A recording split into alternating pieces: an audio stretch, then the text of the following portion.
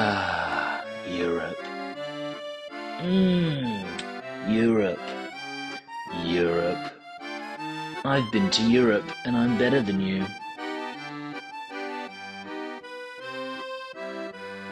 Europe. Simon, you just got back from Europe. How was it? Oh, look, it was great. Checked out a bunch of churches, super wholesome trip. You know, kept it pretty PG and pretty cruisy, pretty quiet. Yeah, definitely. How did Europe make you feel? Oh, look, it made me feel great. I'm a brown boy now. I'm a Did it make brown you boy. did it make you horny? No, I was too busy looking at the churches, mate. Let's stay on track. Yeah, I'm not going to answer that question on this podcast. What makes you hornier? Croatian women or Sho Sasaki's all-around scores? You horny? You horny? Some people say that travelling broadens the mind. Tell me, now that you think you've seen more of the world, do you think you might not be so dumb as to not enter your training lineups every week? I could experience every worldly experience there is to do, but I don't think anything will ever make me put in my training lineups. You can't change me. I am who I am, and no matter however much soul searching I do, I don't think anything's going to change that. I'm just trying to get better at this. Shame, shame, shame, shame. So you're just as dumb as you were when you left? I'd say probably dumber. I think I might have lost a few brain cells along the way, so it's actually really concerning for my SO5 results if I've returned with less brain cells than what I had going over to the trip. Who are you? I'm the brain cell. The brain cell? Yeah. Europe's expensive. It is expensive. Are you now entirely reliant on your Sorare balance to survive? I am. I've completely whittled away all my money, blowing it on Athens nightclubs and Croatian islandry experiences. Sweet hookers. So basically, if my SO5 results don't turn around, I'll be on the streets. I'll be recording on the streets, roaming mic, as you will. Do you feel stupid for buying so many 40-year-old goalkeepers now? It really did open my eyes, to be honest. It opened my eyes. I think I was like, all this money I've poured into Danny Vukovic's, I could have bought another trip to Europe. So that kind of hurts a little bit, but I try not to think about it. Did you get up to some crazy shit over there? We got up to some crazy shit. We like to party here at the Sorare DownUnder, and we made it worthwhile. Did you drink any alcohol? I might have dabbled. What's your favorite beer to do while doing cocaine? My no answer. Did you kill anybody? I hope not. Maybe, honestly. I was steering a yacht for a little while, so I think everyone was in danger. Did you put on any weight over there? How many pounds did you put on? I actually put on 2 kilos, so we're on the shred now. What is your weight? What is your weight in pounds? I actually don't know. I could only tell you kilos. You bulking up? I'm bulking. I'm a thick boy. I'm a thick brown boy. Do you ever foresee yourself getting to 250? 250 pounds? Yeah. I don't... Maybe. I'll have to do a lot of Europe trips, I think. Is that right? Your Sorare balance is so low? Can't hit 250? Come on, man. Come on. Why would you bring that up? You're ugly. You are disgusting. I'm going to kill you. Give me $200. So Europe was good? Yeah, it was good. No, it was fine. But it's good to be back. Okay, cool. Thanks very much. Okay.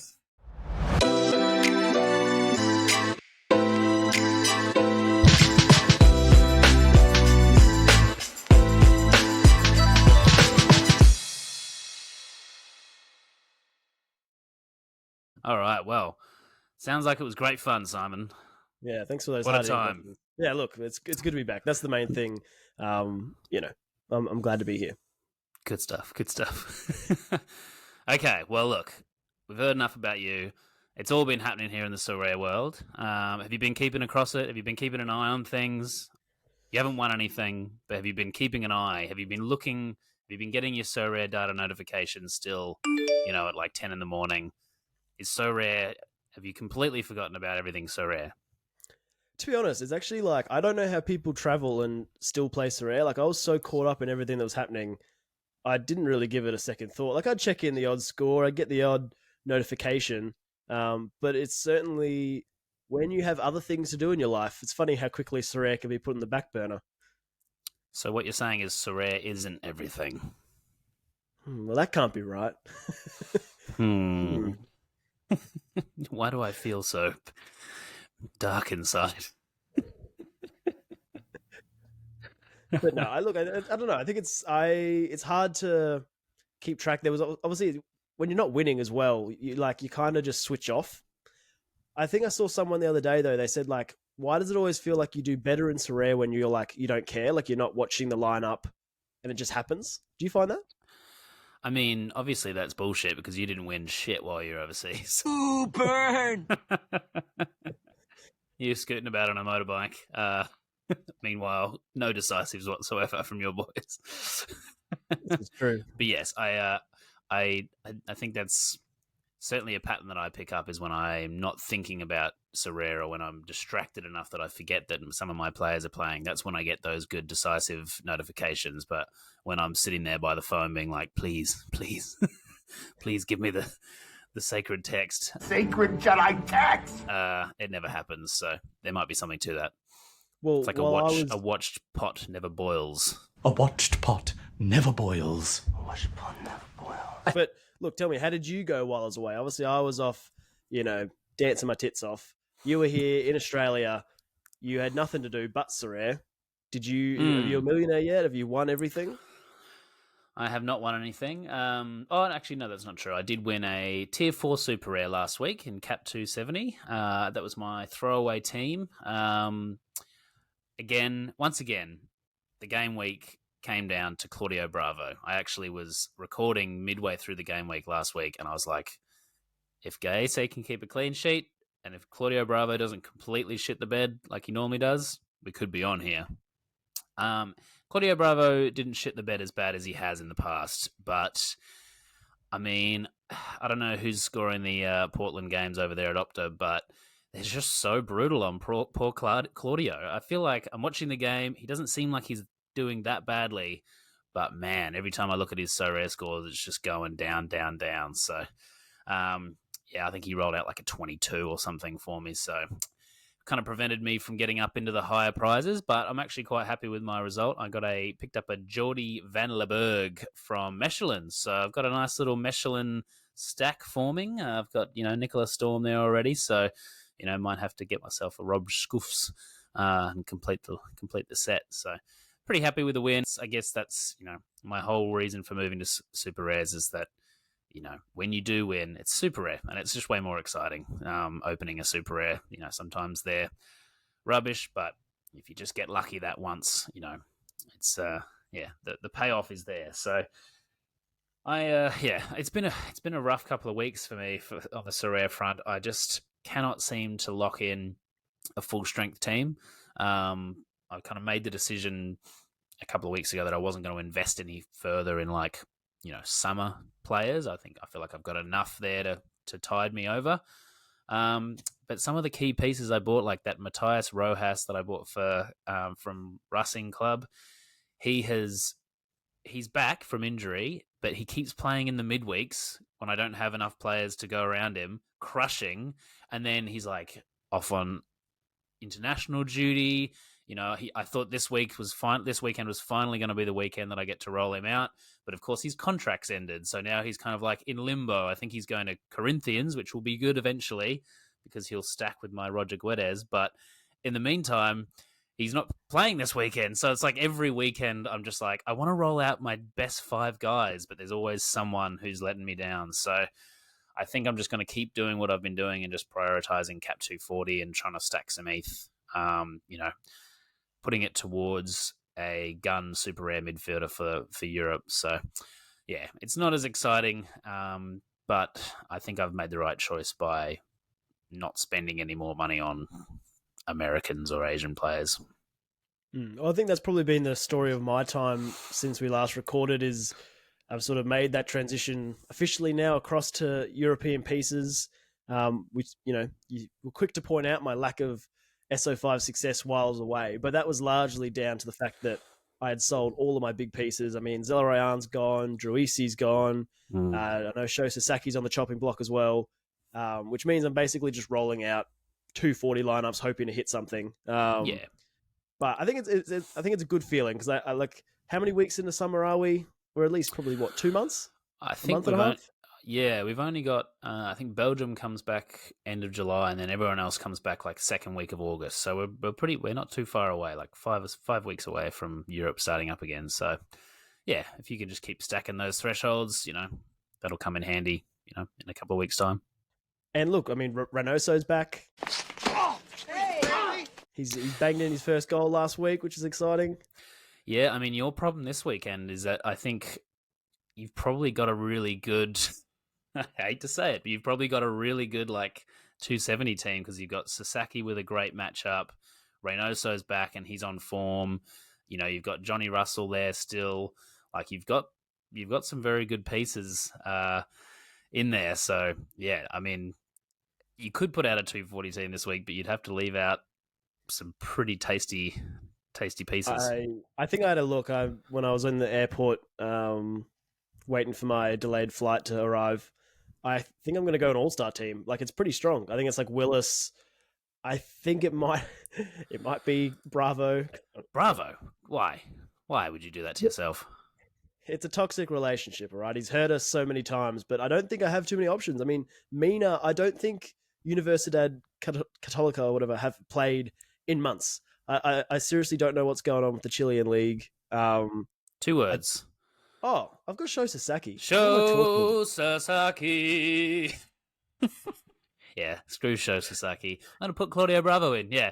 Okay. I go back to your interview. Simon has definitely come back. He's 9 shades browner. He's also 9 shades dumber than he was when he left. So everyone in this room is now dumber for having listened to it. Yeah, don't do drugs, people. Yeah, so I think it was Willis, Sasaki, Reynoso, Russell, and then someone else. I can't remember. I think Pereira's got a pretty good matchup. He was benched last weekend, but I'm assuming that's just because they've had a crazy fixture list. So I think you've got Pereira or Montero, who have both got pretty good matchups, I think. So, yeah, I mean, with Pereira and Montero, they're both just as mediocre as one another. Yeah. Yeah. No, I think it's good. I'm pretty happy with the decision. I picked up Azaruki. Obviously got the move to Feyenoord. That's exciting. I feel like I've got a decisive, capable guy. Obviously had to sell Zelarayan. He's literally setting the world on fire at the moment. Well, not literally, but figuratively. Who knows? And could be. But I think, selling at the top. We've sort of seen with Zeller in the past, he sort of goes through hot periods and then he just forgets how to kick a football. So I don't know. I just think bank that ETH, pick up some quality European targets, and I've got some solid lineups ready for next European season. I've actually got goalkeepers. Can you believe it? I've got goalkeepers. Yeah, I guess. I mean, European strategy wise, I've been thinking about what I'm gonna do. I think my best lineup. If everyone stays fit, my best lineup at the start of next season is probably Otamendi, Desart, probably maybe one of my American forwards up front, like Guedes or Quintero, and then maybe Sho Sasaki or Boscagli, depending on if Boscagli starts for PSV. So then my question is, okay, and I've been thinking about this a lot lately, of this idea of stacking defender and goalkeeper. I mean, it's a strategy as old as time, but it just makes a lot of sense to be it's just one less thing you need to happen, and especially when you've got someone, we've both got an Otamendi.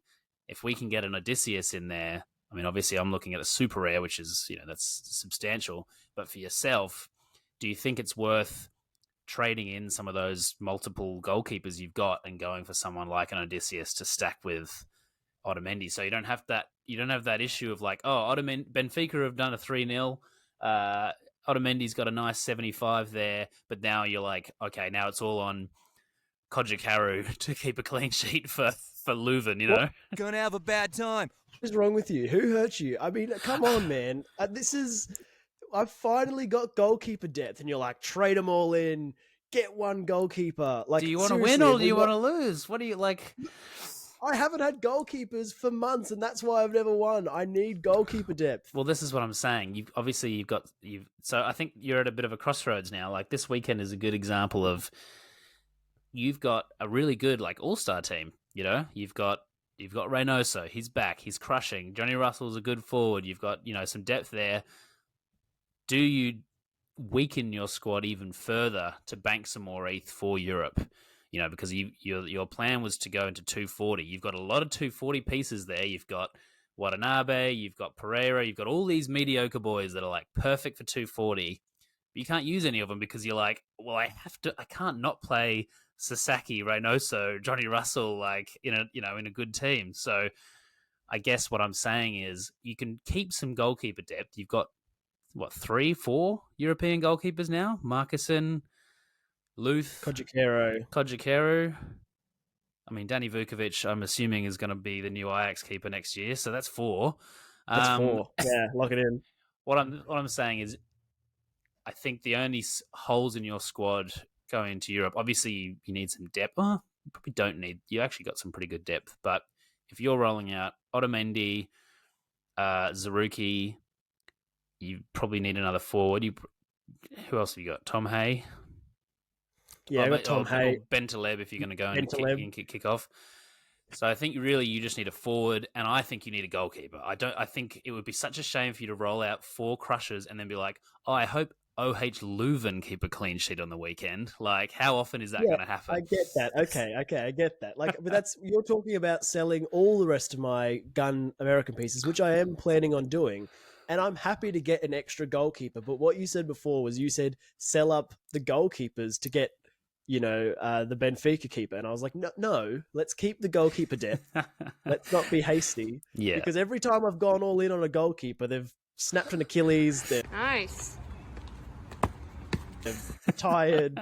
They've, look, yeah, I get it. I get it. Look, I don't know how I feel about the stacking though. I've never had great experiences with the stacking, but I think like my stack was like a Slovak Morishige, so in Tokyo FC. So I think there's a big difference between Tokyo FC and Benfica. You're probably, Yeah. All I'm saying is, I think your goal should eventually be, whether it's wait till the start of the season, figure out where your priorities are, and then because I mean, look, Joe Willis will still play until December, so you've got plenty of keepers. So I reckon you could probably shed one in the interests of racking up a bit of ETH so you can upgrade that keeper spot. Have you had any more thoughts? Oh, sorry, carry on. I was just going to say, Odysseus is 0.57 at the moment, so it's pretty pricey. Okay. He's certainly been higher than that. I think there's a bit of doubt about whether he's going to stay or not. Transfer window still got quite a long way to go. And there's nothing less reassuring than when you see a Twitter post being like, Benfica want Odysseus to stay. Odysseus wants to stay at Benfica. All they're talking about renewals. It's like, okay, so next minute, he's going to be on the bench somewhere for Man United or something like that. So I think I wouldn't be going and buying pretty much anyone right now until the transfer window. I mean, you could pick up a few bargains if you take that risk, but yeah, it's a tricky time. It's been the biggest talking point since I last potted is the fact that the Saudi league is just gobbling people up left, right, and center. Oh, mate, Jota this morning. Twitter is ablaze. Jota from Celtic, yeah. He's been offered like some bonkers amount of money to go and play in Saudi, and it's not official yet. So again, there's a few people out there that are zigging when people are zagging, and they see this rumor of this player going to Saudi, snap them up, and just hope that those rumors don't actually end up becoming a reality. But yeah, like I think a lot of the players that have been moving to Saudi, you could probably say are kind of that. There's a few players that are still somewhat in their prime, but a lot of them have been like, Kante, Benzema, Firmino. Like, yeah, okay, but your premium days are behind you. But now that Jota's going, it's like, oh shit, really. He's 24-year-old. He's got like all these options in front of him, and he's going to the Saudi league. That's crazy. His price is halved in the It's space all of a day. It's all about the Benjamins, baby. I mean, yeah. Again, if you've got some balls of steel, there's some money to be made, because I guarantee you, as soon as they're like, oh no, that was just all smoke and mirrors, he's actually re-signed with Celtic, or he's going to play at Feyenoord, that price is going to triple. So, yeah, I don't know. It's if you're a bit of a risk taker, now is a very exciting time to be a Sorare manager. But oh man, the stakes have never been higher. It's one way to put it. Do you think the Saudi League's going to get onboarded by Sorare? I can't see it personally. I'm a bit on the fence about it. I feel like everyone in the Sorare community is a bit sensitive at the moment, just because of what happened with the Premier League. I still maintain that it wasn't because the Premier League was on board. It was because like 5 second division leagues were all at it at once. I think that was a massive factor in the crash that we experienced, because all of a sudden just supply was just flooded with all these players who score well and from a Sorare point of view, but aren't actually that good of players. Your Marvin Wanetsex, your Vieiras, those kind of players.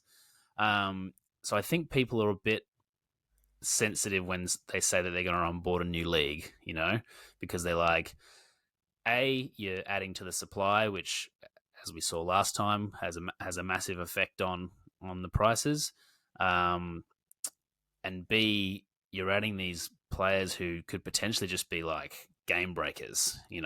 Benzema in Saudi could be just 90s, 100s every week. It's like, how are you meant to compete against that? And do they put Saudi? Go on. Sorry, I was just going to say, on the flip side as well, like, you've got probably 10 to 20 high-profile big stars, but then you've also got to factor in there is squads and squads and squads of just absolute plotters and no names that are going to fill up the prize pools. Like, yeah, you can win a Benzema that crushes, but there are just so many just useless and no-name players. Who the fuck is that guy? Yeah, so I think people are a bit worried about that. Also, it's like, do they put Saudi in Asia? In which case, it's like, is that going to make Asia not that much fun to play? I think there's just a few downsides to them adding it, but at the same time, if you want Sorare to grow to this point where there's 1 million users, surely you should have access to all leagues. At the end of the day, supply and demand is that will work out as long as growth keeps happening. But yeah, I think people are just a bit wary of any new leagues being added.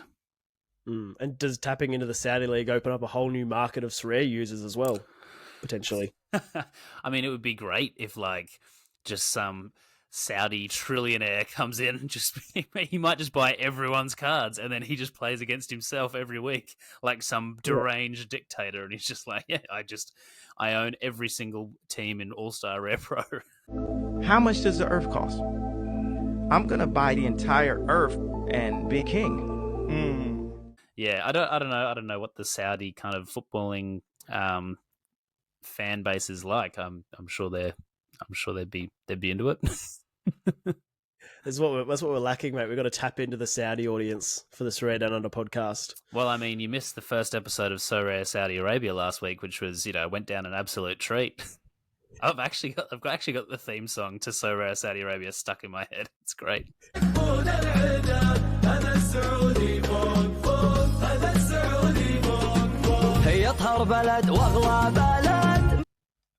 Not gonna lie, I was watching this on a boat and I was like, uh-oh, has Elster made some massive decision on behalf of the podcast without consulting me? I was feeling very blue that day and I just went, I'm done. I was like, A few great comments on the YouTube video being like, oh, you really had us worried there for a second. With my acting skills.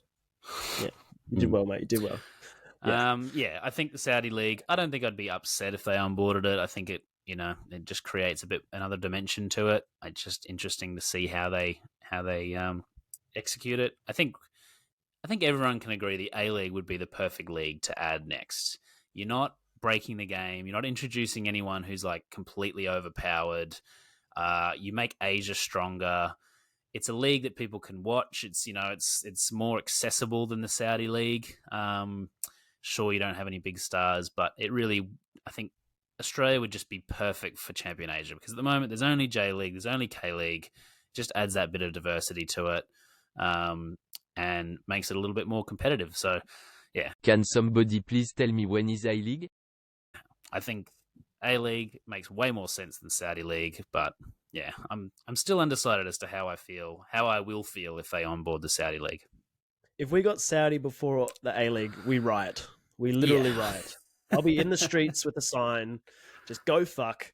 Go fuck. Yeah, I mean, we'll have a word with the Prime Minister and see if we can get some tax dollars together. And maybe, I mean, we obviously probably couldn't afford a Ronaldo salary, but, maybe we can get I don't know, Jack Grealish. His name was Jack Grealish. Also, what about as you would say, a Jamie Cummins in the Indian Super League? That was fun to watch. I'd like to apologise to Jamie for that one. What the fuck? Jamie Cummins, where is he? It's just random people. Nice, mate. Your knowledge of the A-League is so perfect. Yeah. Anyway, all right. Look, we have a new segment. It's called. We're going to do this until the end of the transfer window. I need your help coming up with a name for this segment. Sponsored by Pavel Trader. Okay, so I've got a couple of ideas. We could either call it Hype or Shite, Moon or Doom, Top or Flop, Yay or Nay.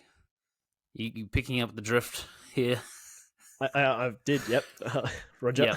Yep. Great or I'm irate. I like the Moon or Doom. I think Moon that's a or good Doom? one. Well, I was thinking we could either do Moon or Doom, as in to the moon or you're doomed, or we could do to the moon or Dune, which is if Quinny was to say down. Probably the first option, I'd say. Okay, cool. All right, so I'm going to give you 5 either rumoured or confirmed transfers, and we'll do this each week. Okay. And you're going to tell me whether it's Moon or Dune. You're really doubling down on this Dune, aren't you? I like it, dude. Okay. All right, are you ready? I'm ready. And we can discuss, or we can just go rapid fire. It's up to you. Okay. All right. Harry Kane to Bayern Munich. Love it. Moon. What the fuck?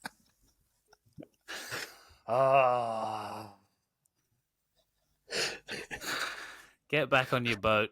Return from whence you came. Nailed it. All right, stumbled at the first hurdle. All right, cool. Kane to Bayern, love it. What about Kane to Real Madrid? Oh, Moon. PSG? Dune. Dune. All right. It's Mbappe. actually quite catchy. Kylian Mbappe to Liverpool. Dune. Dune? Yeah. Timi Pukki to Minnesota. Moon. Love it. I love a bit of Pookie. Rob Scoofs to PSG. Moon? I'd love to see it happen. Okay, final one. Jonas Windy Boy Wind to Real Madrid. Wait. Playing goalkeeper. Moon. To be fair, he can't score goals, so may as well take a career Maybe switch. you can save him. Change lanes. It's not too late, Jonas. It's not too late. All right, fantastic. So all moons there. Great. Okay. Well, no, sorry. Mbappe to Liverpool. You don't think that would be a good move?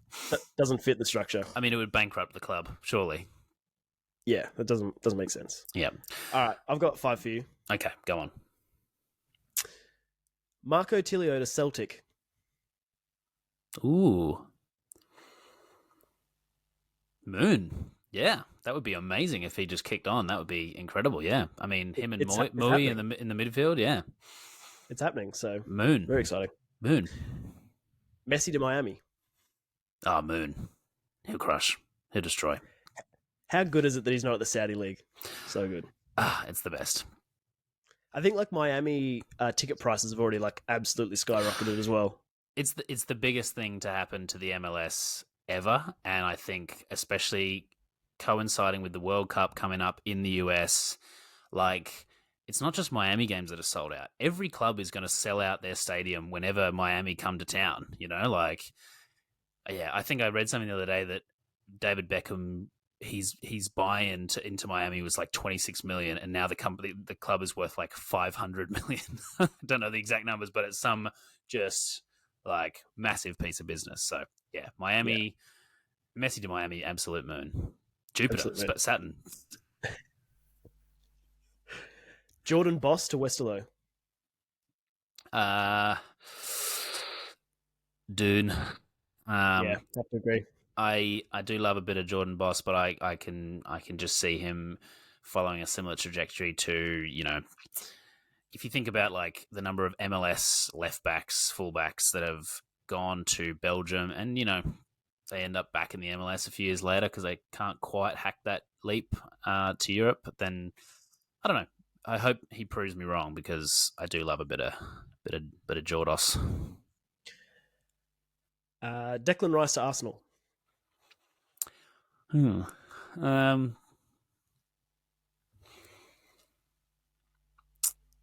Dune. I don't think he's gonna be. You know me. I love a main man, and I just feel like at Arsenal, there's so many pieces there. I think he's a good player, but I think if we're talking from a Sorare standpoint, I think he'll be pretty average.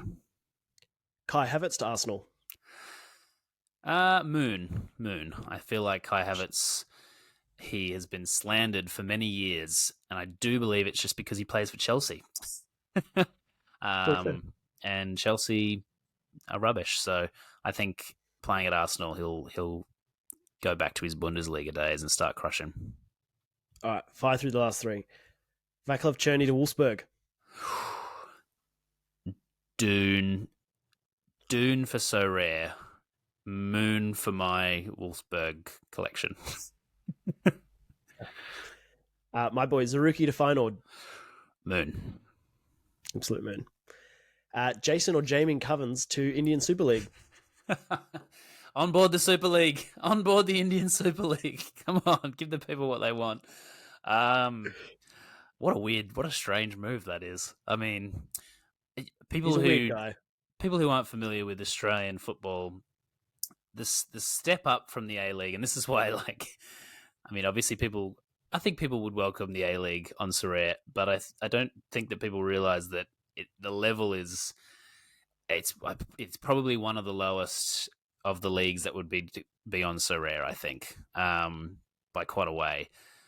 So many Australian soccer players who've played for the Socceroos have made a career playing in the Kazakhstan League or the Azerbaijani League, or in the, you know, they're playing in the depths of the Democratic Republic of Congo. You know, like there's so few of those Australians that make that move to Europe and succeed. So many of them just go to these random leagues around the world. And I mean, Jason Cummings.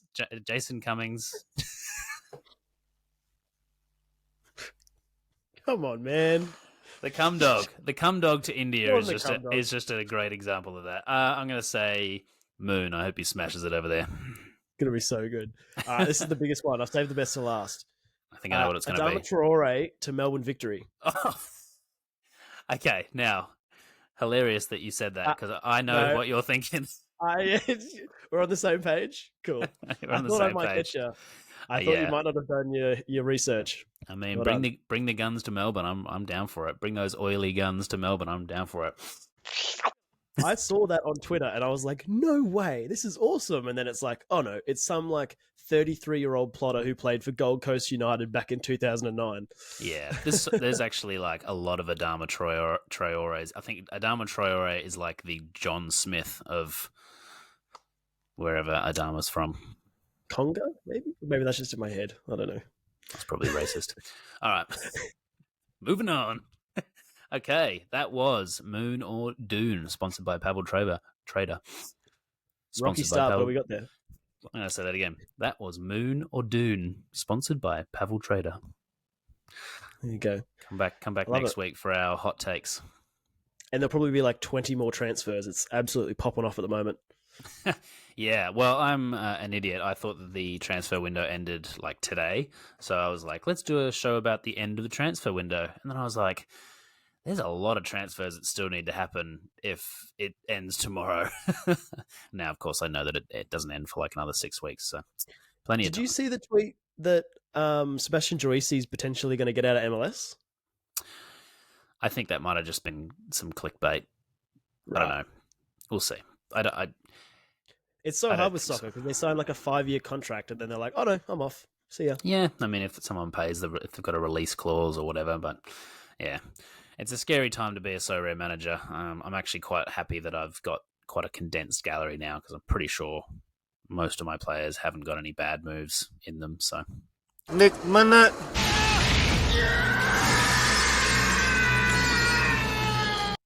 It's funny, like obviously I'm going across to Europe. Playing a bit like obviously Zaruki plays in Challenger. There's perks to that, you know. They dominate the farmer leagues, the farmer teams, I should say. You know, on any given week, if they're playing the 16th place team, you know that they're going to crush. Whereas in MLS, you know, St. Louis City's number one. Like, who saw that coming? You know, that's it. But does it also like? I feel like Challenger is also the worst because it's probably the most nerve-wracking time. Because I think we've talked about before is like they're that level where they're good, but then their next move is like Champ Europe, where they go like ride the bench somewhere. Yeah, I mean, I think there's certainly something to be said for just avoiding the temptation to just buy good challenger players and just spending that little bit extra, although in a lot of cases it's a lot extra, and getting those Champ Europe players that don't have a bad move in them, you know, like Trent Alexander-Arnold, Vinicius Jr., you know, these guys aren't, there's nowhere they can go where they become a worse option, you know. I think some of those like older champion players who are like playing, you know, like one of our buy lows that I'll talk about in a bit, Isco, who played for Real Madrid, like he's not going to go, he's going to go to a club lower than Real Madrid and he should do well there. You know, there's no losing there. Whereas Challenger, I feel like, and I mean, I do have a Challenger heavy gallery myself. If you've got a great Challenger player, that just means that there's only heartache to come. You know, yeah, Tijani Reinders, not too good. Yeah, Tijani Reinders. Like I was this close to buying his super rare because I was like, all reports are saying that he wants to stay at AZ, and AZ want to keep him, and they're not going to let him go. But it's like, if someone comes and says, "I will give you $70 million for him," then they're going to say yes. And now he's going to ride the bench at AC Milan. You know, that's it. It's the golden curse. Like Teddy Chuma, he's signed for Rems, you know, he'll be playing there with Junior Ito. It's like Junior Ito is a great example of a player that, you know, good for him career-wise, great, but terrible for Sorare. So, yeah, you might be onto something there. But I think that's why I was pushing so hard for you to pick up Zaruki, because I was like, he's literally just signed for Feyenoord. Like, he's not going to move anywhere else. So you don't have that risk. So you can buy him knowing full well he's going to a team where he should do really well. Yeah. And it's like, I think you'd honestly pay a little bit more extra ETH just for that safety, the warmth and comfort of knowing that he's a safe boy. That's it. So, I mean, in saying that, have you had any more ideas about your forward options? Are you going to try and run a challenger team, or are you going to run an all-star team and potentially pick up like maybe a champion Europe forward of some description? What does the Croatian league fall under Challenger? It does. But Lavia is one of those players where he's not past his prime, but he's older and therefore should just be kind of locked in, kind of like a Dusan Tadic.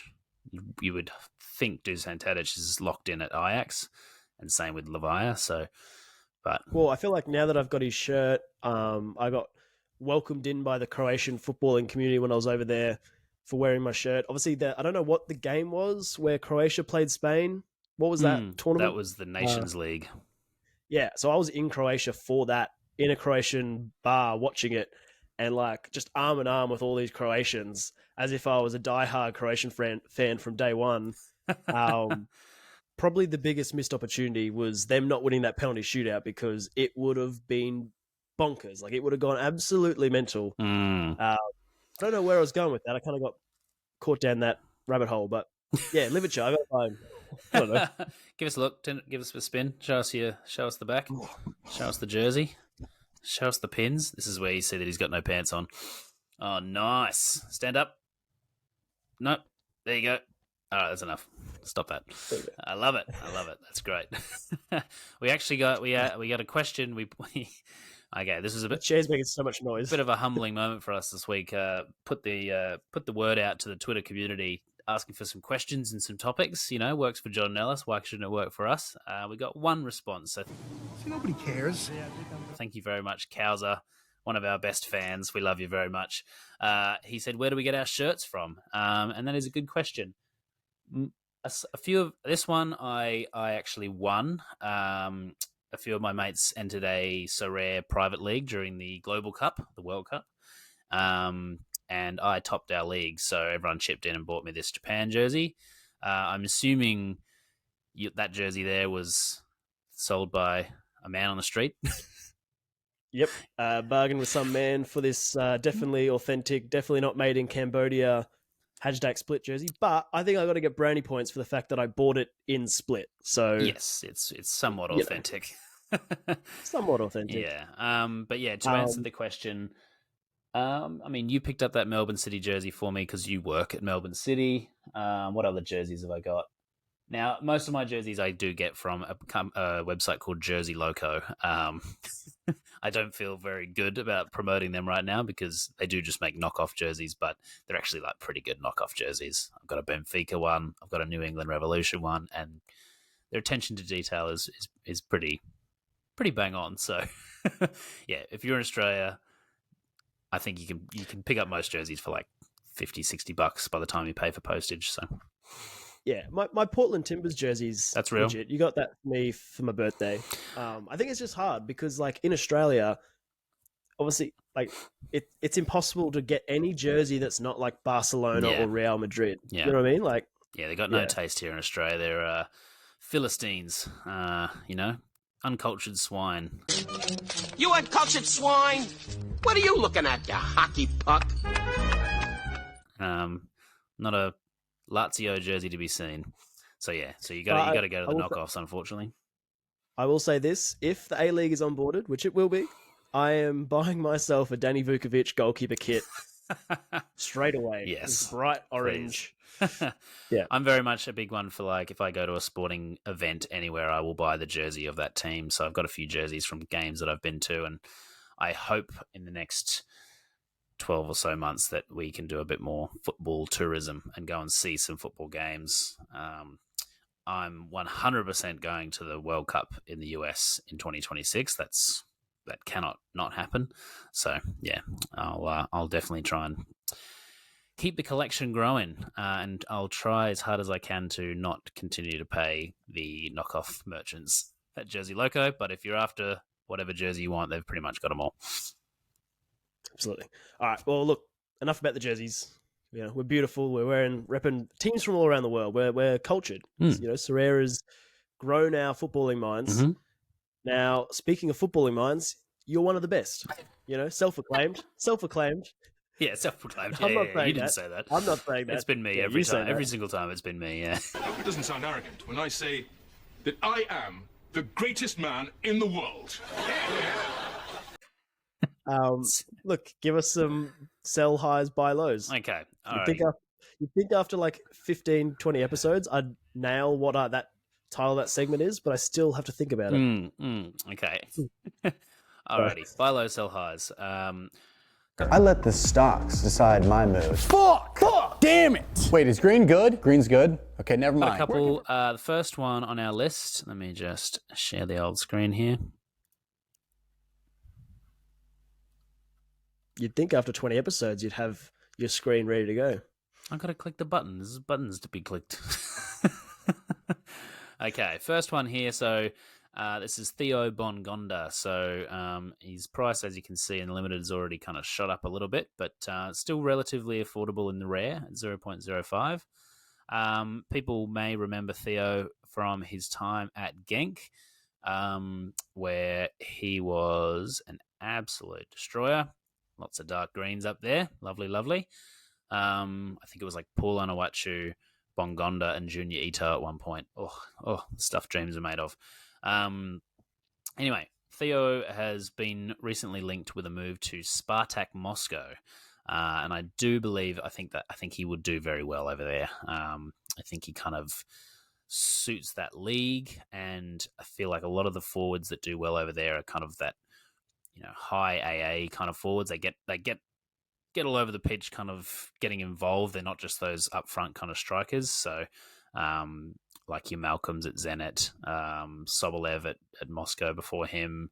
Jordan Larson was very successful when he was at Spartak. So apparently it's, progressing. Again, there's always that risk that he just stays at Cadiz, which, if he stays there, he's not going to do very well. But this is one where you can kind of buy the rumor, sell the news, or, see how he goes in Russia. But I think, personally, he would do very, very well.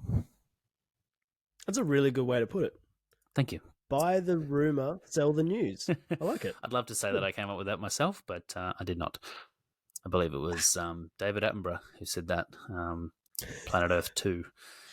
This spotty fucker is buying the rumor and selling the news. Okay, the next one we've got here is, I mentioned him earlier, our boy Isco. You can see there, plays for blank.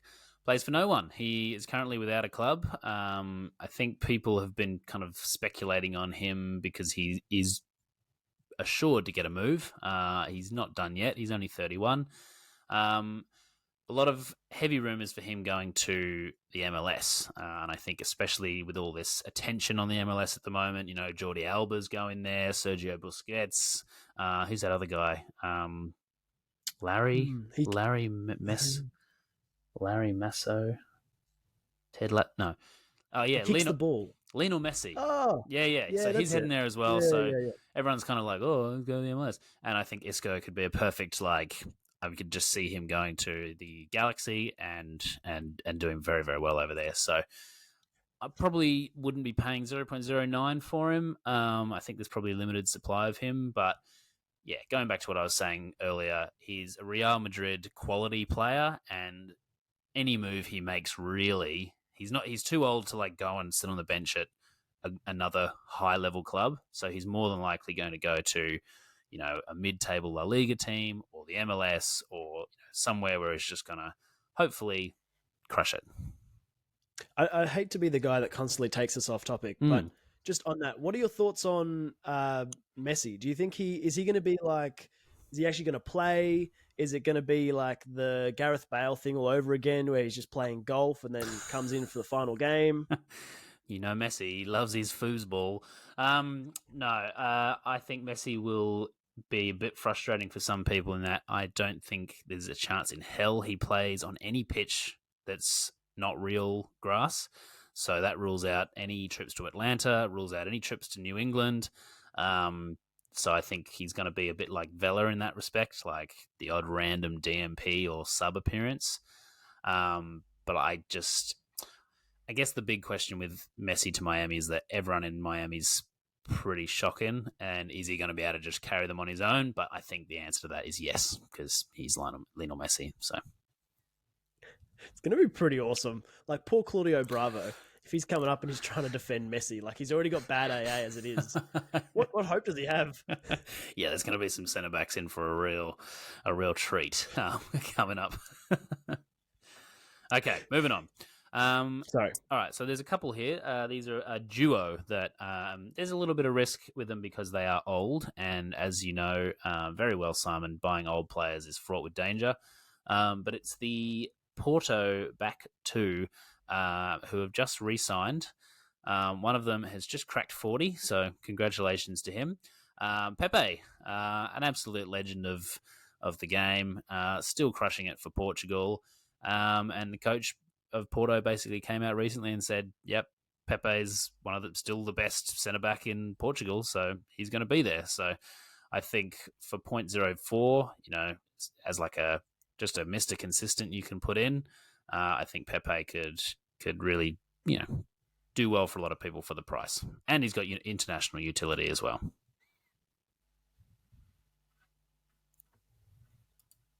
Nope, he's still there? Yes, good. Yeah, no, I just... I got lost in his scores. I was looking at his scores for Portugal. Okay. And the other one to go along with Pepe, is Marcano. So Marcano, 36, bit of a spring chicken compared to old Peps. But this guy, again, just re-signed for Porto, has everything saying, look, I want to be there. I want to help Porto, get back that title. I mean, his scores are even better. Look how consistent this boy is. He's a green machine. Spanish Sho Sasaki. Yeah. Or is Sho Sasaki the Japanese Marcano? That is the question. 0.03 for this guy. Even if he doesn't start, that's not that. It's a threshold really to risk. And at 0.299, you could probably get him for maybe 0.2, maybe less than that as a super rare. Again, if he continues to start, this is like the perfect super rare to have in that, 73, 74, 70, 71, like that's you pay top dollar for those kind of scores as a super rare. So if you're willing to take a bit of risk on the fact that he's old, you could really pay off. And the fact that he's just re-signed and everything seems positive about him being the starter, yeah, I don't see too much downside. That would just be a case, I think, of monitoring who are the young people in the squad. Like, who are those young defenders that are, like, is there someone that's coming through that's going to take that spot, transition that into that spot, that kind of thing? Yeah, I mean, you'd have to think Porto are more forward-thinking than to have a 40-year-old and a 36-year-old the entire season at centre-back. But, hey, you don't necessarily need them to play for the entire season to get some value out of them, especially at those prices. So, yeah, could be some... Not necessarily buy low and then sell them high later on, but just buy low and just get some good value out of them. Now, have you got some sell highs? I mean, I know you've struggled to piece some together in previous weeks, but you've had a few weeks to compile a few now. Are there actually some sell highs for once? Yeah, I think transfer time, I can only really go off my gut feeling. There's a couple that I've identified. One of them is a good friend of yours, Hugo Kuipers. Ah. Yeah. So this is another one. The only time I've bought a player and been able to sell them 2 weeks later for the same price. I believe you bought him like here, and then you were like, "All right, I'll sell him now." He did what I needed him to do, and then he just crushed for like 9 weeks in a row. But you did the right thing, because if you didn't sell him, I guarantee you would have gone to nothing. It would have been a sin. That's it. You would have sinned. And we cannot abide sinners. Hugo is one of these players that I mentioned this earlier. Like, all the Twitter articles are saying Ghent wants him to stay. They're not going to release him for anything less than 15 million euros. He's a big part of their plans moving forward, which to me, that translates to, we're just trying to drive his price up because we are definitely going to sell him because, he's in great form and we're going to capitalize on the fact that he's crushing. So that's like your primary school girlfriend saying, let's be friends now. We'll break up now. We'll just get back together later in high school. It never happens. Does that happen to you? Let's be friends now. We'll talk about it. Let's move on. All right, dude. What the flip? Should have tied it down when I had the chance. That's it. Anyway, Back to Hugo. Yeah, thanks for that weird segue. Simon, cheers. Okay, Hugo. So yeah, he's going for 0.3 at the moment. I think people are bolstered by the fact that Ghent are saying they don't want to lose him, and I just have this feeling that they're going to lose him because it always happens. Any striker who's in form, they get snapped up. So I wouldn't be surprised to see him move to Ligue 1 or La Liga or something like that. He's 26. It's like prime make that step up kind of territory. So yeah, wouldn't be surprised to see Hugo fall off a cliff if that's the case. Next one I've got is Xavi Simons.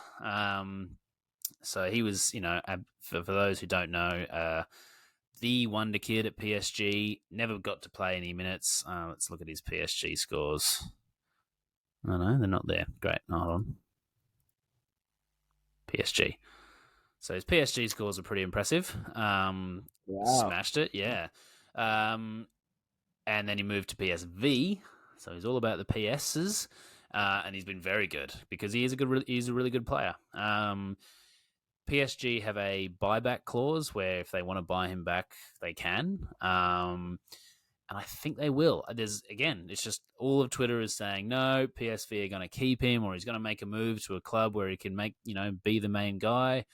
But I feel like PSG are just such a big club. If they want him, I think he's probably going to go back, in which case he's not going to be able to maintain these kind of scores. So, again, with all of my sell highs, most of them are like long-term. If you're willing to hold on to them through some bad scores, then good for you. But if you're looking to optimize your team for now, this could be one where, he could get a very unfavorable move in this transfer window. So I'd be surprised if he stays at PSV. I'll put it that way. Yeah, agree. Yep. And the last one is, this one's probably less of a cryptic.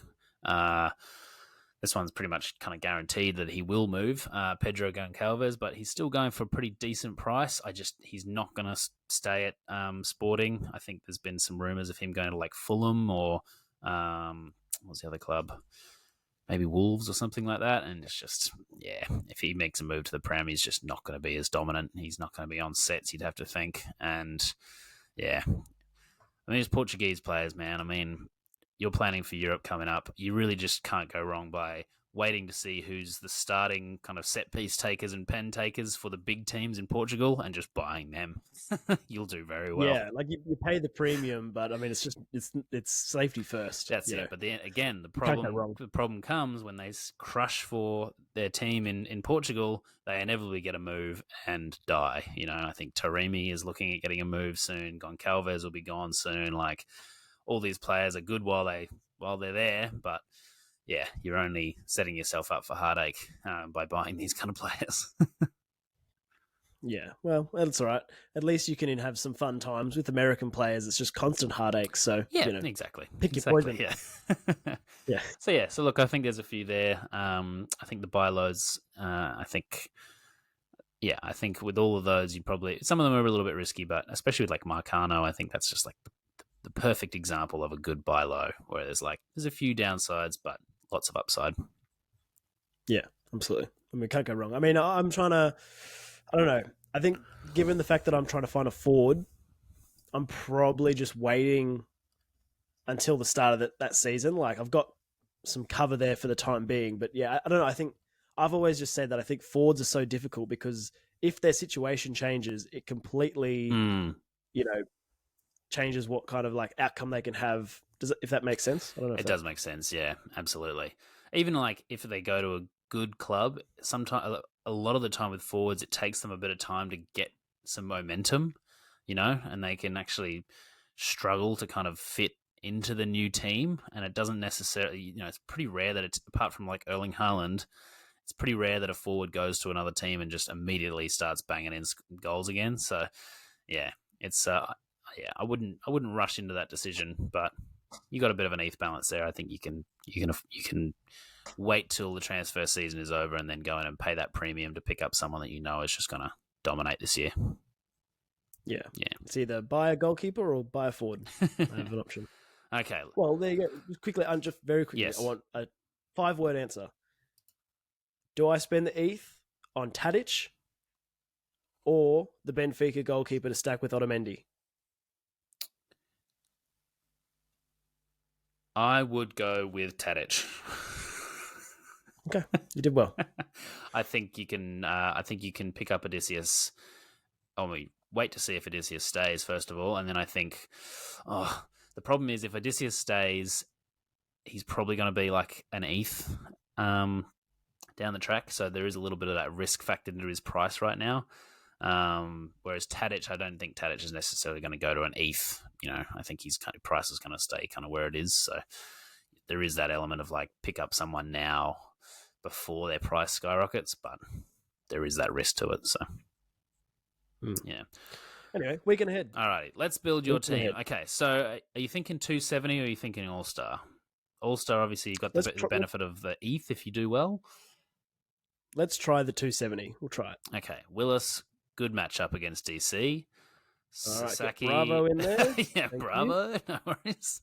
Sorry, show. It's Bravo time. Show, okay. I mean, you got to go Reynoso. Wow, you never really got to take advantage of that 0L15, did you? No, quickly shut up there. Hey, I don't think you're going to be able to afford a 270 team here. Probably that's what I mean. It's too good, Russell.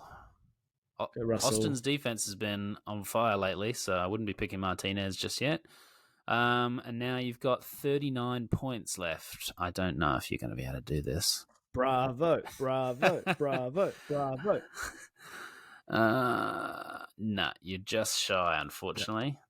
Whereas if you went all-star, you could probably put in... Who's got a good pick score? Casco? Casco's versing an awful team. He is, but the only issue with Casco is that he's old and they just played yesterday, so they may rotate. They haven't been rotating all year, but there's always that risk. This is the Ladero effect, mate. Oh, yeah. He's going to get rotated. Never gets rotated. You're true. I mean, Morishige has a good matchup against the last team. Not that they're great.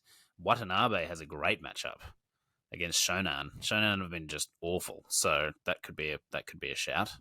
And I feel like with Watanabe, you know he's going to get 50. Yeah, that's it. You know he's going to get 50, although he won't fit in a 270 team. Montero against Galaxy. I mean, Montero's going to play. No, I'm going Watanabe. Short and simple. Pereira against Chicago, although there's slight risk he might be benched. That means nothing, dude. Pereira against Chicago. Yeah, they're all the same. What have we learned?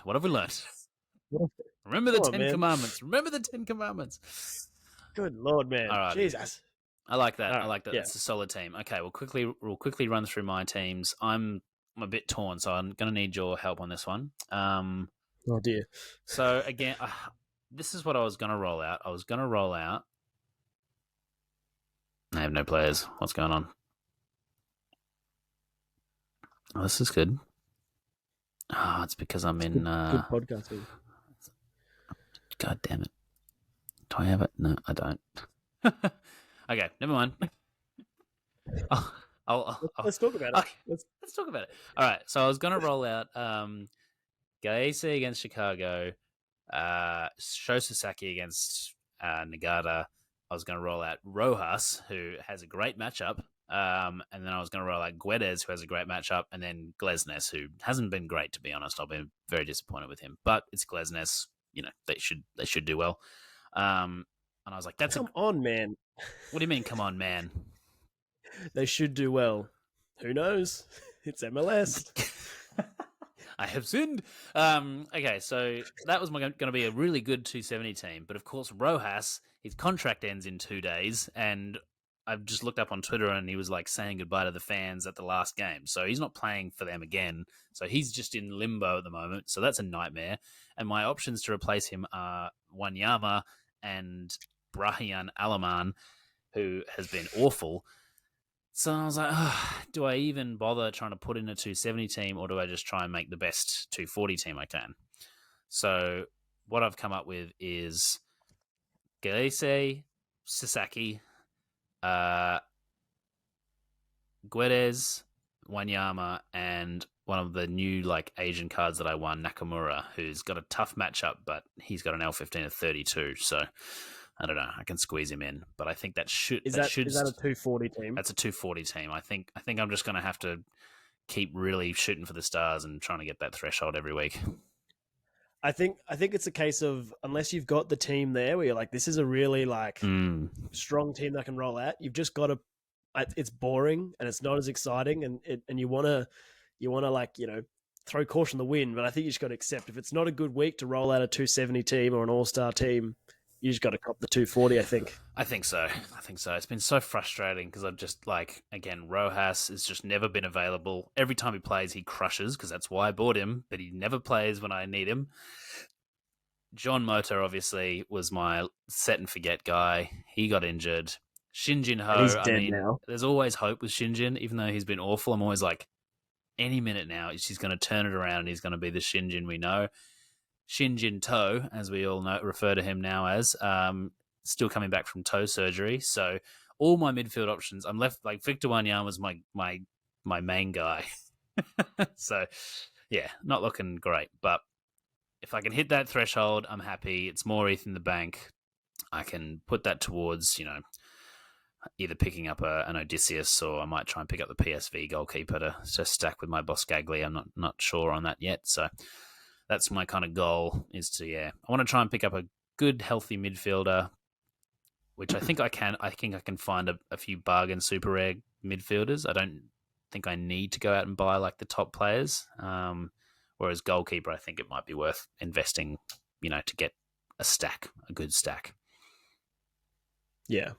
I like it. I think you just got I feel like I've been away for 3 weeks, but you've got the same issues that you had a month ago, Yeah, and that's my own fault, because I decided to stop improving my squad for the time being, so I'm going to keep having these issues, unfortunately.